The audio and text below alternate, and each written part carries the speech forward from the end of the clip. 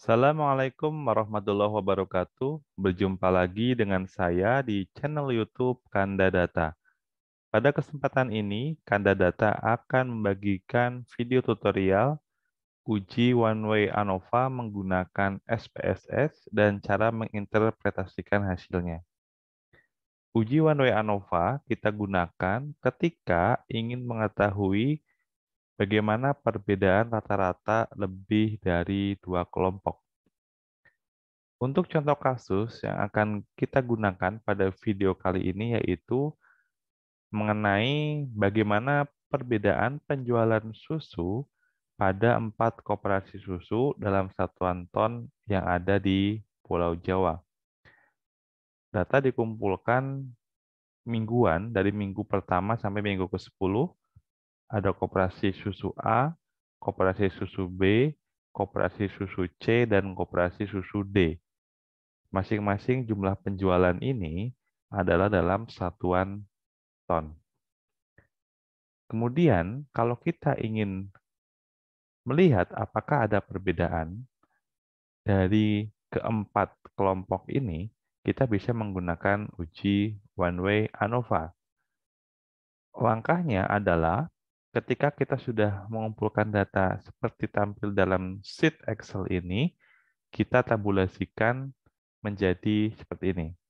Jadi koperasi susu A kita notasikan dengan 1, koperasi susu B dengan 2, koperasi susu C dengan 3, dan koperasi susu D dengan 4.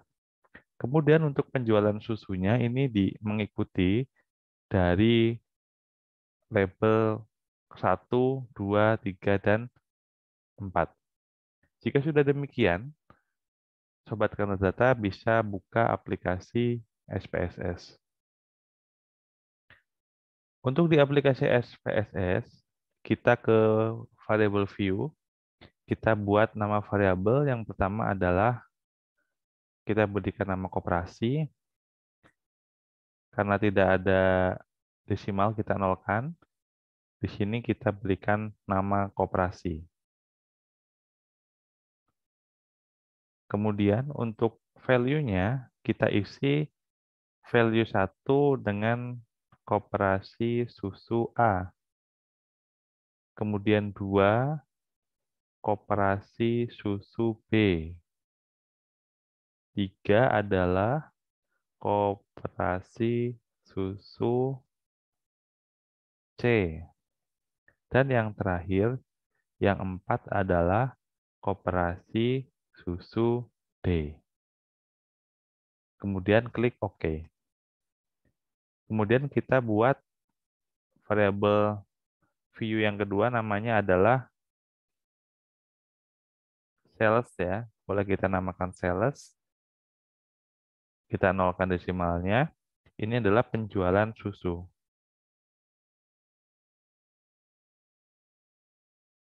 Oke, yang ini kita tambahkan koperasi susu biar sama ya. Selanjutnya udah oke, kita lihat ke data view. Koperasi dan sales. Sekarang kita beralih lagi ke dalam Microsoft Excel untuk mengcopy datanya. Kita buka, kemudian kita blok data yang sudah kita tabulasikan sampai dengan terakhir, kemudian kita klik kanan, copy. Oh maaf, ini kita ulangi lagi, ada apa tadi? Klik kanan, copy, oke. Kemudian kita kembali ke SPSS. Kemudian kita klik kanan, paste. Baik, kita sudah berhasil melakukan input data ke SPSS. Langkah selanjutnya adalah kita melakukan analisis uji one way ANOVA. Baik, sebelum kita mulai melakukan analisis, informasi untuk Sobat Kanadata, jika ingin terus mendapatkan update video terbaru dari Kanadata, silakan klik subscribe dan aktifkan gambar loncengnya. Untuk uji one way ANOVA, caranya adalah kita klik Analyze, kemudian kita klik compare means, kemudian kita cari one way ANOVA. Kemudian setelah muncul, kita akan menguji penjualan susu, makanya kita masukkan ke dependent list. Kemudian untuk nama koperasi, kita masukkan sebagai faktor. Selanjutnya kita klik post hoc. Di sini kita menggunakan uji 2K. Kemudian kita klik continue. Selanjutnya kita klik option. Di sini kita aktifkan descriptive dan homogeneity of variance test. Oh ya, sebelumnya saya sampaikan bahwa salah satu asumsi dalam uji one way ANOVA selain homogen itu juga harus terdistribusi normal. Jadi asumsinya bahwa data yang kita lakukan ini adalah sudah melakukan uji normalitas, jadi terdistribusi normal. Jadi silakan teman-teman bisa analisis normalitasnya sendiri, baru kalau udah normal, baru kita lakukan uji seperti dalam tahapan ini. Kita klik continue, kemudian kita klik OK. Selanjutnya akan muncul hasil di output. Baik, sekarang kita akan menginterpretasikannya. Yang pertama, kita ingin melihat dari deskriptif. Hasil deskriptif statistik, kita bisa melihat ada nilai rata-rata, ada standar deviasi, dan seterusnya. Karena kita ingin melihat nilai rata-ratanya atau mean, kita bisa melihat di sini bahwa ternyata untuk koperasi susu A rata-ratanya adalah 185,30 ton. Kemudian koperasi susu B, C, D, dan seterusnya dapat kita ketahui. Dari sini kita bisa melihat nilai rata-rata dari penjualan susu yang paling tinggi adalah di koperasi susu C dengan rata-rata 195,20 ton. Oke, yang pertama. Kemudian yang kedua, kita bisa berlanjut ke test of homogeneity of variances. Kita lihat bahwa di sini untuk penjualan susu, signifikansinya semuanya adalah lebih besar dari 5% atau lebih besar dari 0,05, sehingga artinya kalau p-value signifikansi alfanya ini lebih besar dari 0,5, artinya bahwa variansi kelompok yang dibandingkan adalah sama atau homogen. Sehingga ini memenuhi asumsi. Oke, kita lanjut ke yang uji ANOVA. Kita lihat bahwa di tabel ANOVA, di sini kita lihat nilai F hitungnya adalah 3,433 dengan signifikansi alfanya adalah 0,027. Artinya, ini adalah masih lebih kecil dari 0,05. Kalau lebih kecil dari 0,05, artinya adalah rata-rata penjualan adalah berbeda. Kalau kita menyusun hipotesis, misalkan hipotesis nolnya adalah rata-rata penjualan antara keempat kelompok koperasi susu ini sama, maka hipotesis alternatifnya adalah rata-rata penjualan antara keempat koperasi susu ini berbeda.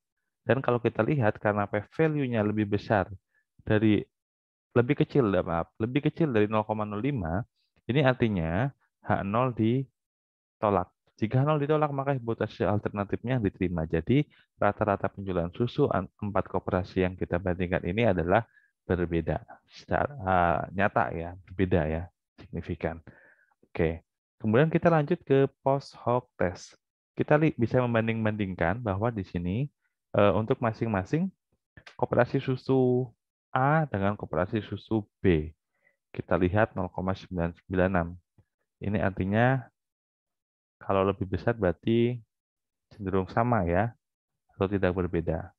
Kemudian A dengan C, nah A dengan C ini 0,033. Ini lebih kecil dari 5%. Berarti koperasi A dengan koperasi C ini berbeda.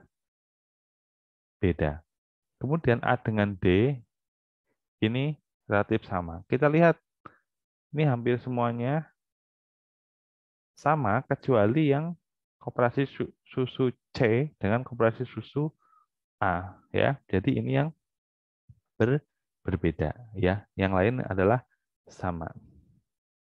Kemudian kita lihat yang homogenus subset ya. Kita dari hasil analisis terdiri dari dua subset ya. Jadi di sini ABD dan BDC. Kalau kita lihat masing-masing subset ini rata-rata penjualannya karena masing-masing lebih besar dari 5%, ini artinya rata-rata penjualan dari ketiga ini yang kita bandingkan ini adalah sama ya. Jadi kesimpulannya adalah dari sini kita bahwa perbedaan yang signifikan ini adalah dari koperasi susu A dan koperasi susu C ya. Demikian untuk interpretasinya. Baik, saya kira sudah cukup banyak yang bisa diperoleh pada video kali ini. Terima kasih. Mohon dukungannya untuk terus tonton video ini dan share bagi yang membutuhkan. Sampai jumpa di video berikutnya. Salam sehat selalu. Assalamualaikum warahmatullahi wabarakatuh.